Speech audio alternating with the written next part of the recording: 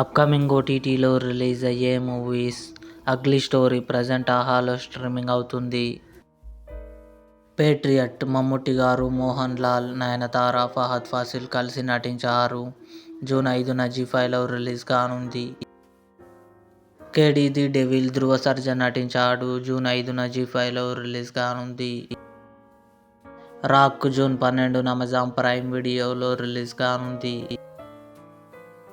The rise of Ashoka June 5న Sun NXT ఓటీటీలో release కానుంది.